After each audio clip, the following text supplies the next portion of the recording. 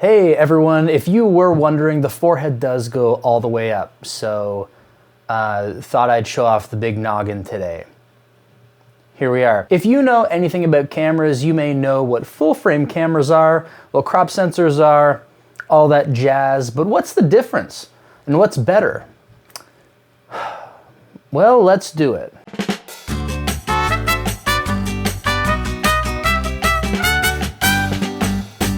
Hey everyone, if you're new here, welcome. If you're coming back for more,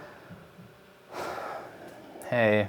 Either way, please like and subscribe, and I'll love you forever. That's a Joshford guarantee. I'm sure at this point you've all seen videos comparing these different systems and the benefits of each.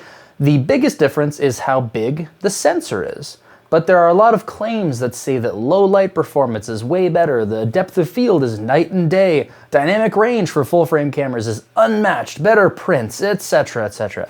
And while I somewhat agree with some of that, I think it's a little overblown, especially with modern cameras. Look at these. Look at these guys. And some say it's not about the size, it's how you use it. When I began photography, I started with a Canon T3i, and I later upgraded to the Canon 80D, which is a terrible name for a camera, testing my enunciation skills constantly. Should have called it like the 81D or something to avoid confusion for folks. But today, I am a full frame user. I'm also Josh. I have several full frame cameras for my work, for both photo and for video, and I love them. They're almost boring in how good they are. They're reliable, and they are workhorses. But in my lineup, I also have this little guy, the A6600. And this camera does bring me a bit of joy when I use it. It's so small and compact, it's fun to use. I love pairing it with my little 35mm manual lens, and it just packs up so tiny. It does have probably my least favorite shutter sound though.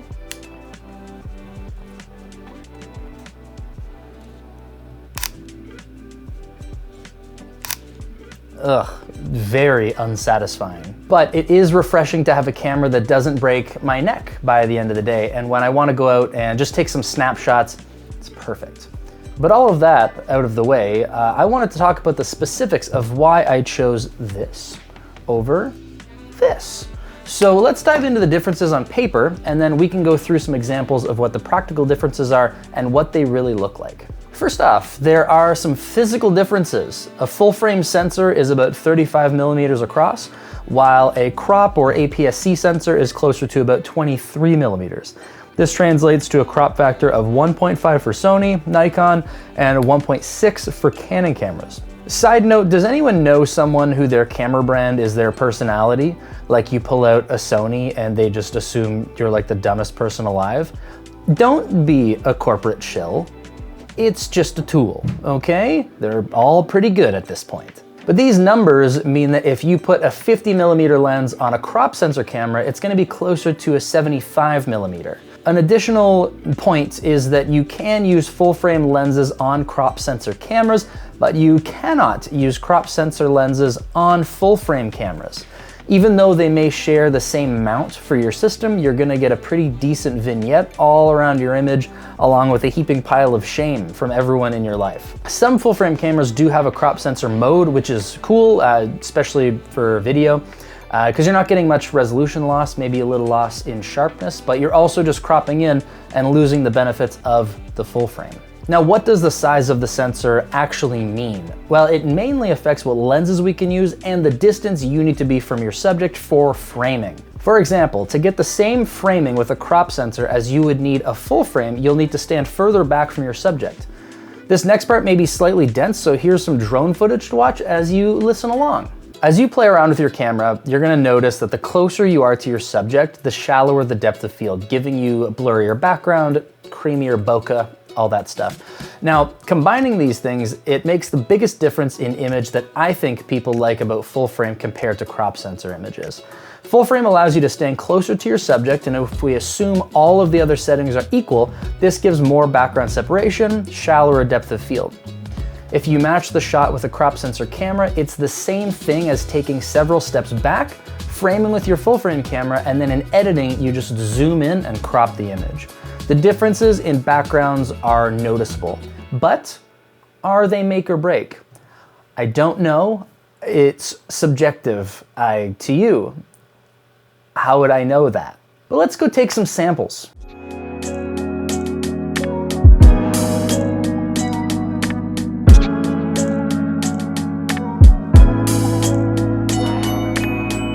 Hey everyone, so I'm gonna run through some samples today between full frame and crop sensor. I've got the same lens on both cameras, and I'm gonna match focal length for everything, and I'll keep the rest of the settings the same. The first thing I wanna run through is some different samples of how full frame looks compared to crop sensor when standing in the same spot, and then we'll reframe everything by zooming with our feet.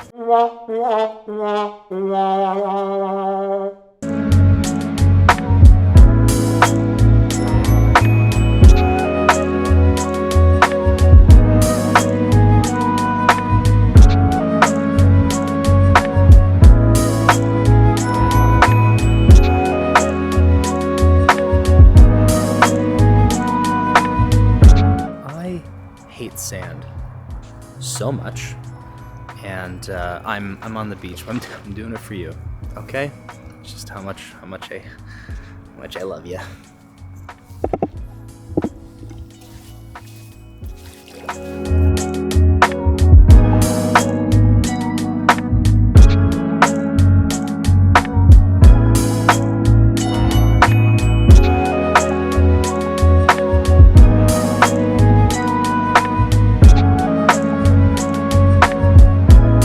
I enjoyed filming that and complaining about sand, and then flashed to my feet in like fairly large boots. No sand got in, and that's a JoshFord guarantee. Another big difference to mention is the form factor. Full frame lenses need to be bigger to accommodate the size of the sensor. Crop sensor bodies and lenses can be a lot smaller and therefore more portable. I love carrying around my 6600, and I really like the grip, actually more than the full frame Sony bodies that I have.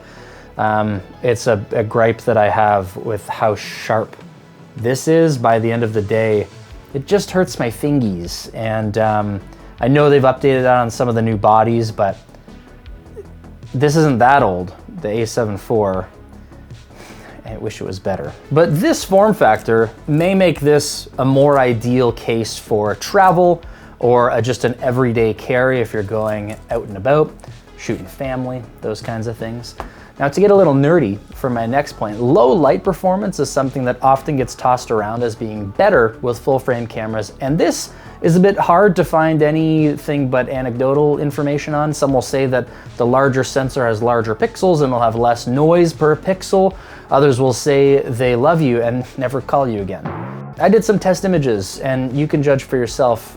Here are some samples of my A6600 released in 2019 versus my A7R III released in 2017. I wanted to use the A7R III to compare because it will have more comparable processing than my A7IV that I use for most of my working shoots these days, but I wanted to try to give a fair comparison here.